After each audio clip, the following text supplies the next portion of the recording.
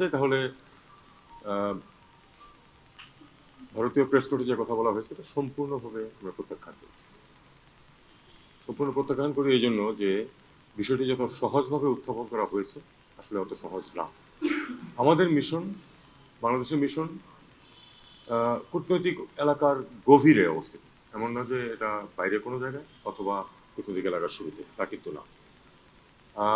তারা বলছে 20-25 জনের একটা দল হতে পারে, হয়তো একটু কম বেশি হতেও পারে সংখ্যা, কিন্তু সেটা কথা না। 25 জনের একটা হিন্দু চরমপন্থী সংগঠনের 25 বা 30 জনের একটা দল এত দূর পর্যন্ত আসতে পারবে কেন একটা স্যানিটাইজড এলাকার মধ্যে? তার মানে তাদেরকে আসতে দেওয়া হয়েছে, তাইলে যেভাবেও তারা আসতে পারার কথা না কিন্তু নর্মালি। এবং তারপরে সেখানে তারা দাঁড়িয়ে যে ওই শুধু ওই কি হিন্দু নাগরিকের হত্যার প্রতিবাদ স্লোগান দিয়ে চলে গেছে তা না, তারা আরো অনেক কিছু বলেছে, সেটা আমরা জানি। এবং আমাদের পত্রপত্রিকায় যে রিপোর্টটা আসছে সেটা কিন্তু তারা বলছে যে মিসলিডিং, এটাও সত্য না। আমাদের পত্রপত্রিকায় মোটামুটি সঠিক রিপোর্টই এসছে, যেটুকু আমরা তথ্য পেয়েছি। আমার কাছে প্রমাণ নেই যে তাকে হত্যার হুমকি দিয়েছে, কিন্তু আমরা এটাও শুনেছি যে তাকে হত্যার হুমকি দেওয়া হয়েছে।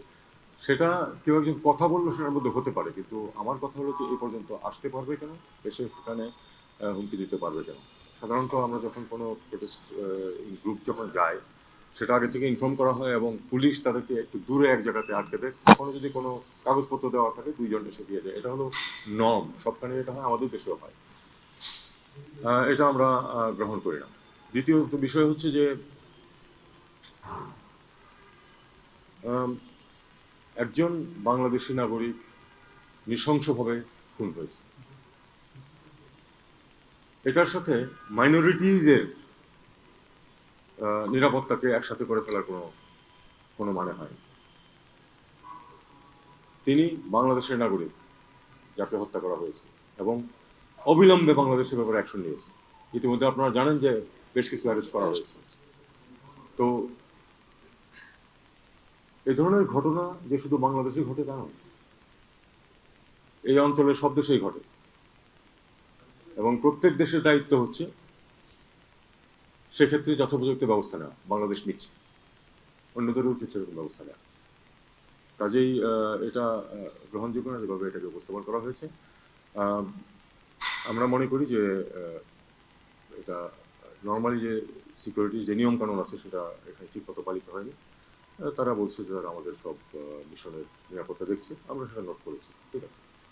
স্যার, আমরা এটা প্রতিবাদটা কিভাবে করতেছি? আমরা এটাকে প্রতিবাদ আগরতলাতে আমাদের মিশনকে হচ্ছে কি ধ্বংস করে দেওয়া হয়েছে, বার্ন করা হয়েছে।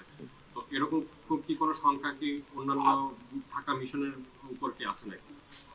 মানে ভারতে আমাদের অন্যান্য ভারতে আমাদের যে মিশনগুলো আছে সেখানে আগে তো তারা নিরাপত্তা দিতে পারে। আমরা সেন্সিটাইজ করেছি এবং আমরা আশা করব যে এই ধরনের পরিবেশ আর কখনো সৃষ্টি হবে না। আমরা প্রতিবাদটা করছি কিনা, কোন ফরম্যাটে প্রতিবাদটা করছি? দেখুন, ফরম্যাট নিয়ে বরং আমরা আলাপ না করাই ভালো, কারণ তারাও আমাদের সাথে যোগাযোগ রাখে, আমরাও যোগাযোগ রাখি, যোগাযোগ কিন্তু আছে এবং আমরা যেটাকে বলার সেটা বলি। তার প্রেক্ষিতেই এই যে প্রেস নোট এসেছে, যে কারণে আমাদেরকে এখন এটা একইভাবে ওপেনলি যেতে হচ্ছে। বাংলাদেশ মিশনের যে লোকেশন সেটা একেবারেই ডিপ্লোম্যাটিক এরিয়ার মাঝামাঝি জায়গায়, ফলে সেই জায়গায় আমরা কি এরকম বলছি যে তাদের নিরাপত্তা ব্যবস্থা ঘাটতি ছিল, সেটা হচ্ছে একটি জায়গা। দ্বিতীয় জায়গা হচ্ছে যে যেহেতু সরাসরি বাংলাদেশের মূল হাই কমিশন এখানে চট্টগ্রামে তাদের সেন্টার বন্ধ করেছে, কর্মকর্তা বা অন্যান্য ক্যারিয়ারের যারা আছেন তাদের নিরাপত্তার খাতিরে সেটাকে একটু শ্রিঙ্ক করা হয়।